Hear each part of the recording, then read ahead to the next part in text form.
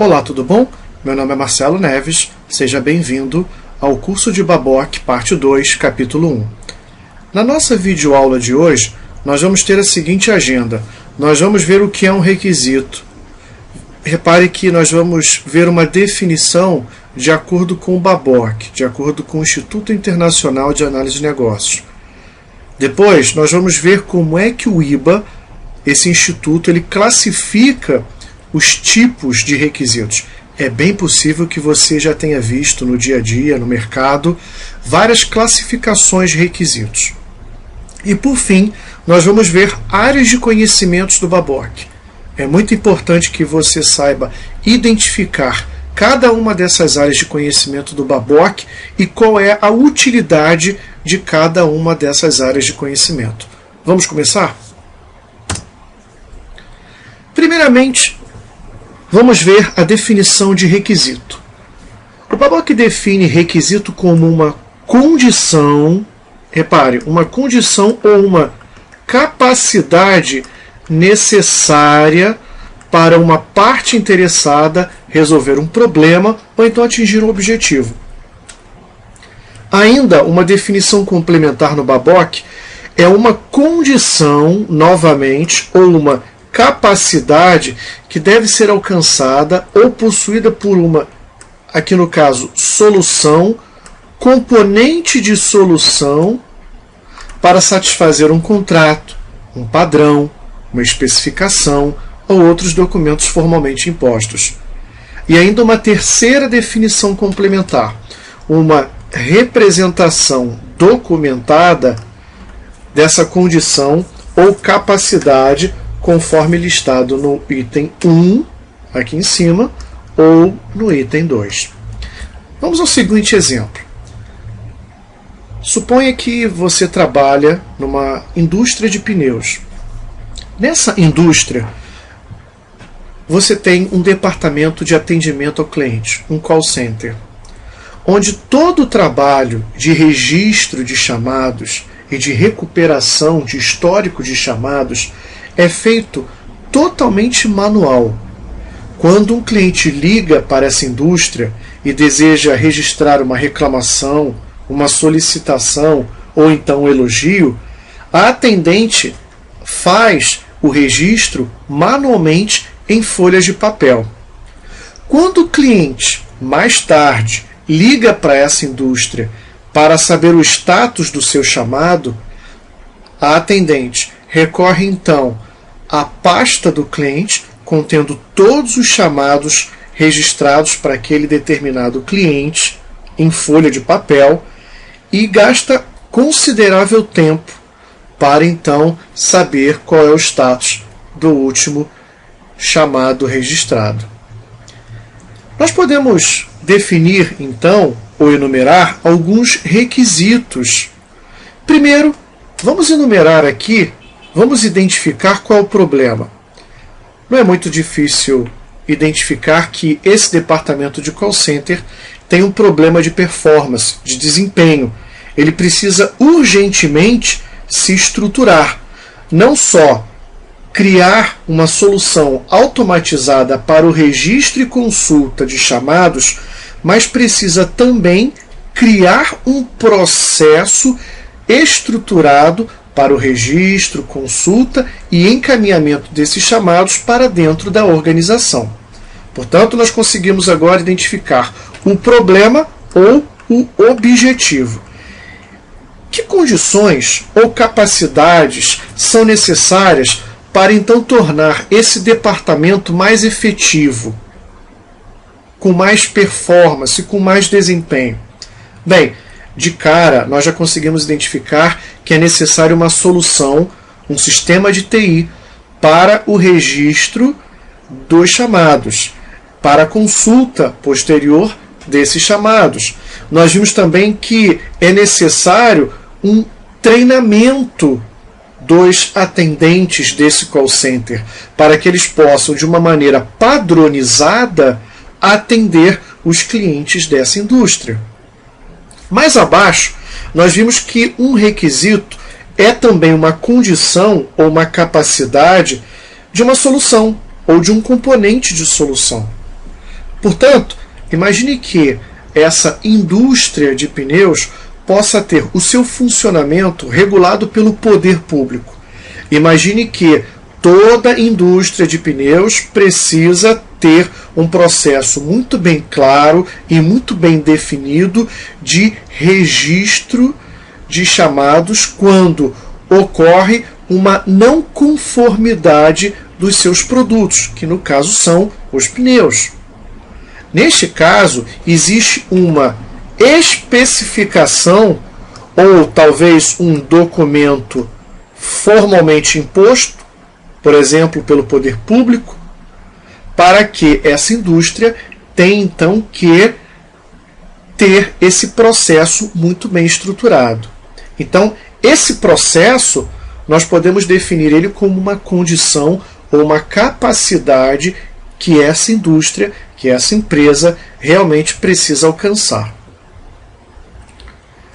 Como é que então nós podemos definir os tipos de requisitos? O Babok, ele define aqui 5 tipos de requisitos. Requisitos do negócio, requisitos das partes interessadas, requisitos da solução, e nesse caso aqui nós temos requisitos funcionais e não funcionais, e os requisitos de transição. Os requisitos do negócio são aqueles que estão ligados diretamente aos objetivos e às metas do negócio. Um exemplo bem claro de requisito do negócio para o nosso cenário, para o nosso exemplo de indústria de pneus é: em 2012 é desejado que o faturamento aumente em 2%. Esse é o nosso requisito do negócio. Depois nós temos requisitos das partes interessadas. São requisitos ou são condições ou capacidades necessárias de pessoas que trabalham dentro dessa organização, dentro dessa indústria de pneus e que são necessários para alcançar os requisitos do negócio. O que nós poderíamos imaginar ou elaborar de requisitos das partes interessadas para cumprir esses 2% de aumento no faturamento para o ano de 2012? Talvez a criação de processos, de novos processos, treinamento para determinadas áreas da organização, para que pessoas possam ser mais efetivas no seu trabalho, possivelmente o fornecimento de ferramentas automatizadas ou não ao pessoal de vendas, ao pessoal de força de vendas, para que eles possam então lá na ponta aumentar as vendas daquela organização e assim por diante. E requisitos da solução são os conhecidos requisitos funcionais, que descrevem os comportamentos da solução, e os requisitos não funcionais, que não têm a ver com o comportamento da solução, mas tem a ver com o ambiente na qual a solução vai estar inserida. Requisitos funcionais descrevem o comportamento da solução. Por exemplo, um exemplo muito bem claro aqui que nós poderíamos enumerar de requisito funcional é a capacidade da solução de registrar chamados, a capacidade da solução automatizada, conforme o nosso exemplo anterior, de permitir que se consulte chamados feitos anteriormente pelos clientes, para que esses possam então ser consultados e que o atendente possa posicionar o cliente do status atual. E requisitos não funcionais? São requisitos ou condições e capacidades relativos à segurança, relativos ao ambiente da solução. Por exemplo, permitir que apenas atendentes cadastrados acessem a ferramenta de registro e consulta de atendimentos, de chamados. Esse é um exemplo de requisito não funcional. E requisitos de transição? São aqueles requisitos, aquelas condições ou capacidades necessárias entre a mudança do estado atual para o estado desejado.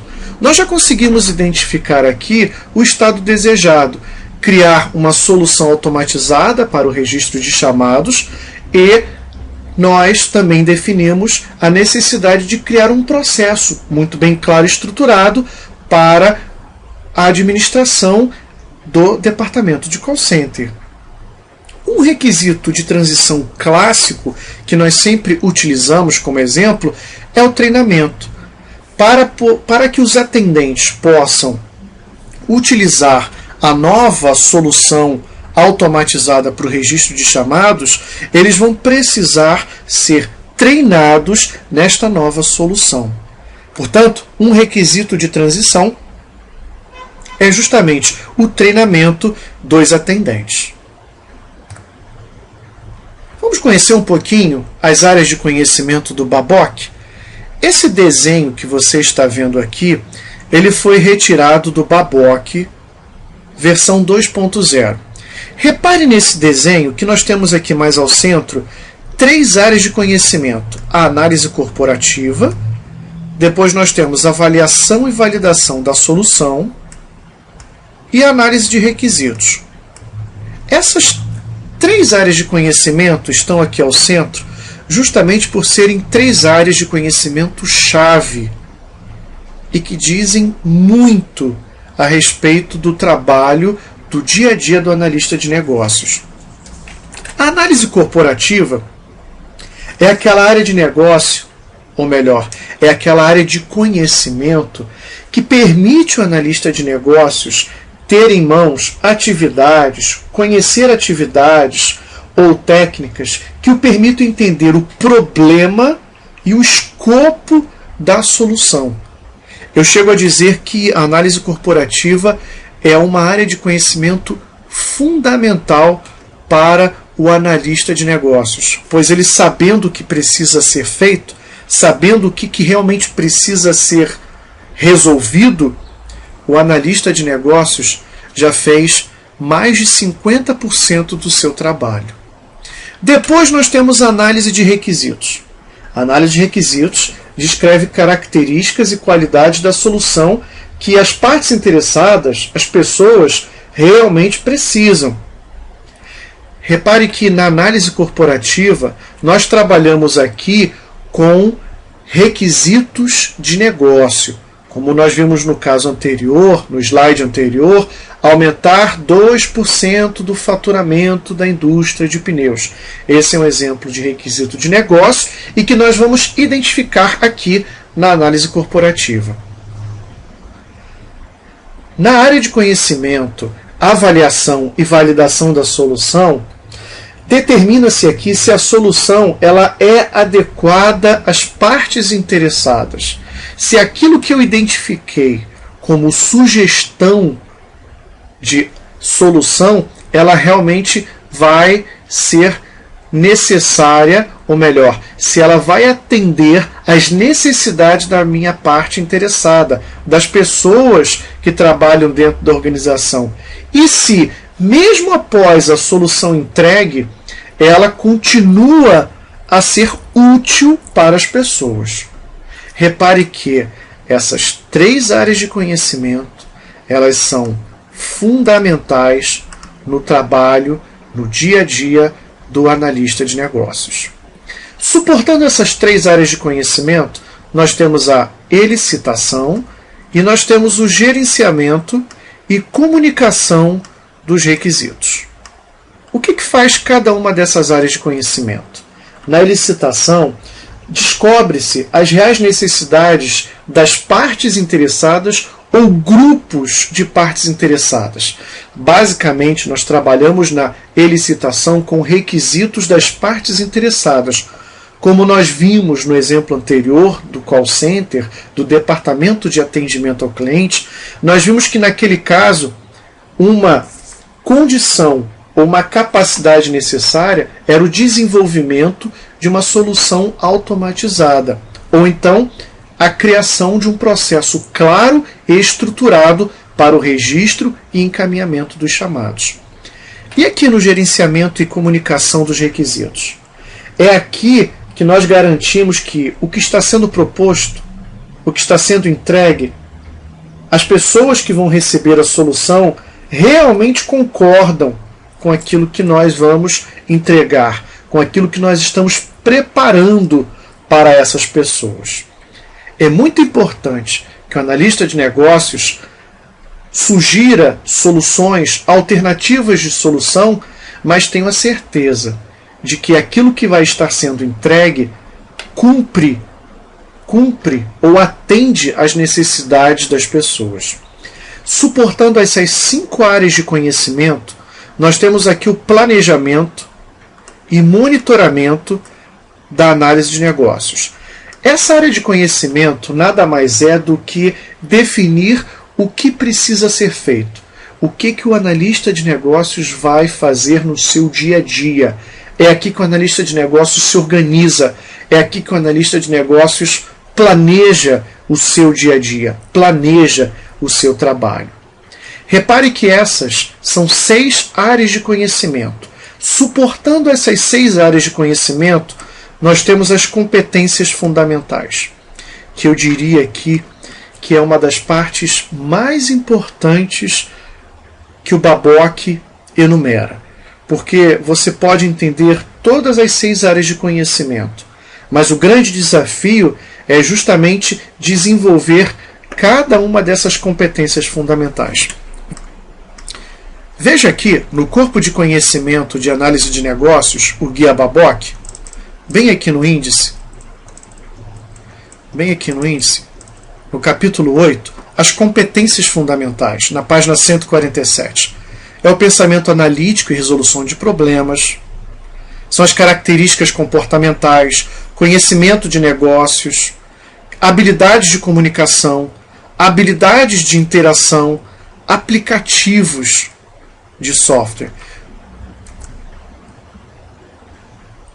Voltando aqui ao nosso slide, nós então definimos essas 6 áreas de conhecimento: planejamento e monitoramento da análise de negócios, elicitação, análise corporativa, análise de requisitos, avaliação e validação da solução, gerenciamento e comunicação dos requisitos. E suportando todas elas, nós temos as competências fundamentais.